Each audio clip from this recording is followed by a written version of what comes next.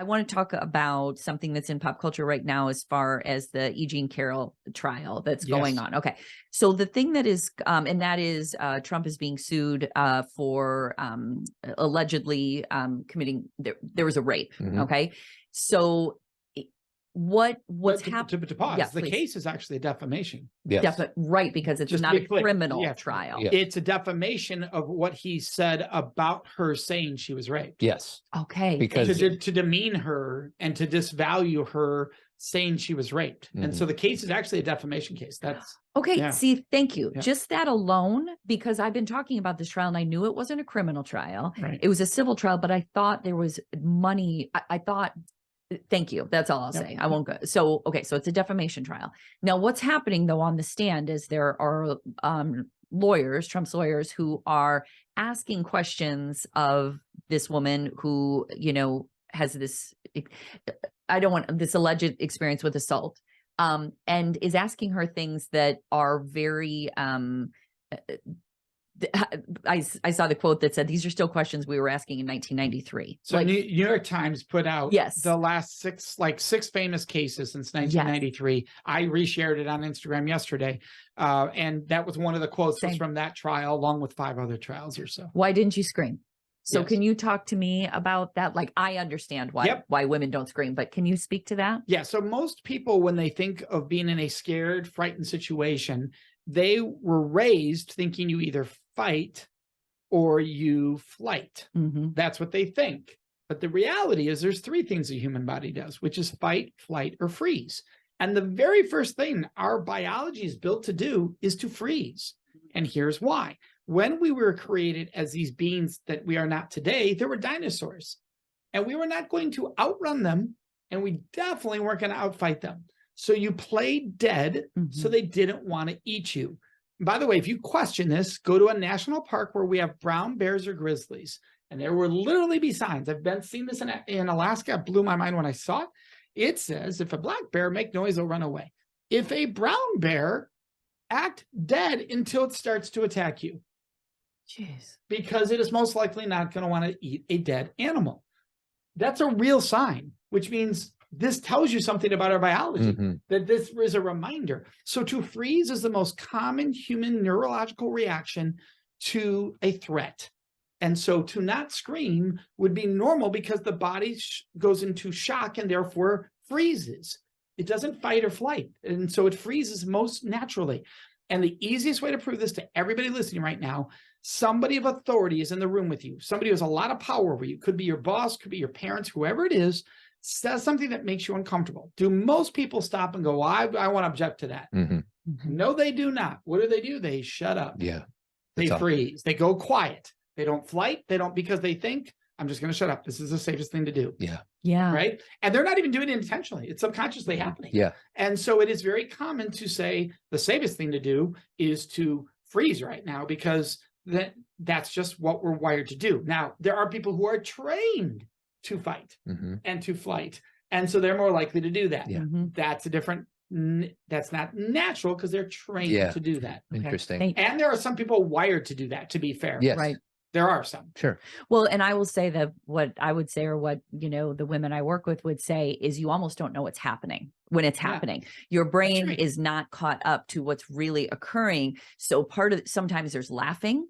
Sometimes there's like you're so disconnected, you literally disassociate because you are not caught up. And then the other one we always talk about, Mike, is once it's over, or it could be in the time, but it's usually later, is the fawning piece, where this person who assaulted you, harmed you, you may end up texting with them or checking on them because you're still trying to reconcile what happened. And I feel like that's a piece that people don't understand about sexual trauma or assault, is sometimes you're trying to make it better. Sometimes you're like, did that really happen? And that's do you find that too? So when you work with survivors of all ages, it is very common that when they first tell someone, they'll say, I think I might've been raped. Right.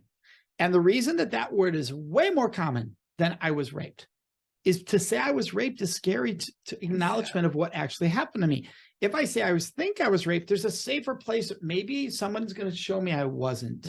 And so this wasn't as bad as I thought, because I don't want to believe it was as bad as I'm feeling, or the trauma. And so it's a safer place to come forward. And it's very common for survivors to come forward that way. And we actually tell people, your friend might say to you, I think that might have happened. Don't start to question, what do you mean? Start to say, thank you for sharing. Yeah. Let them know this is a safe space, because right now they're trying to see, is this a safe space potentially with that wording? And so it would not be uncommon to try to, the mind to think, wow, this is serious trauma. Let's make this not feel serious trauma. And you don't even know what's happening. And the brain is going, let's reach out, right? This couldn't have been. And so you reach out and you try to, your brain is trying to think, this didn't happen to me. Yes. The brain doesn't want to acknowledge the trauma. That's scary stuff. That's hard work. And you didn't cause it either. This other person caused it. So all of this is happening that adds the shame and the guilt, because you didn't cause it, but you think, well, did I do something? Oh, now I did text, and they're going to use that against me, right? And all of this, that doesn't change the fact that they committed a horrific crime. What you did after doesn't change the crime that occurred. Right. Whereas in the court system, depending on who the judge is, depending on who the lawyers are, depending on who is hearing it, people still think those are reasons why it's not, and I'm putting this in air quotes, true.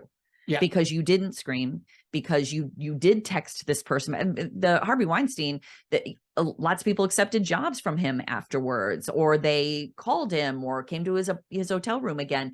It didn't mean the thing didn't happen. It mean there was a fawning thing going on of like, my whole life could be ruined if this is the truth. Do you have any idea what the data is out of 100 rapes? How many of them are the scary guy in the alley that does not know it's person? All right. So the numbers over the years are pretty consistent, the research on this, and that's at 85% of the time, in some way, you know your attacker. Yeah. So at 85 to 90, they'll say, in some way, you know your attacker. So it's called they used to use the word acquaintance rape, but people get confused by that. And so thankfully we removed words like acquaintance and date rape, because it sort of categorizes people's rapes, which isn't healthy actually. And so, yeah, it's 10, 15% at most. Yeah. Where it's the stranger. So how do we, and again, I appreciate the non-categorization, but then what do we say about that 85%? We just say rape. We just say rape, because I don't need to know the details. Oh, wow. Got it. That's the difference. That is. If I categorize it, I judge it. But the reason I just asked that question is because I think still people have this idea is, if I give my child mace while she's walking down the Greek path at night at school, college, that's what I judge that we invest a lot of our resources in protecting the scary guy that's going to jump out in front out of the bushes. And we spend not nearly as much energy on equipping our children how to protect themselves with people they know. 100% true. Yeah. So look, I'm doing this work because of the rare percentage case. Yeah. That's the case that hit my family. Oh, wow. Interesting. But what happened is when it hit my family in that way, and the attacker was the stranger, I looked in the mirror at what consent was in my life at that time, and it made me look in the mirror. So that's what drove me down the road of having this conversation around relationships and intimacy. But the case that what happened to my sister was the stranger attack. It was the smaller percentage. And there is tons of self-defense courses and all of this that is out there. And there's very little on how to treat a partner with respect and sexual decision-making. Yeah. There is, let's teach you the definition of consent. Well, that doesn't mean I understand how to actually live it. Yeah. That means that knowing the definition and knowing how to live it are completely different concepts. So almost every kid in a high school today, and even in middle schools, I know I'm supposed to ask. Well, does anybody? Nope. So they know the definition, but they don't know how to live it. How do we go from concept to practice? Yeah, and that's what's starting to change, but we have so far to go. First of all, schools have to be willing to have the conversation. We still can't get in. You'd be amazed how many schools will not allow these conversations in. It's mind-boggling.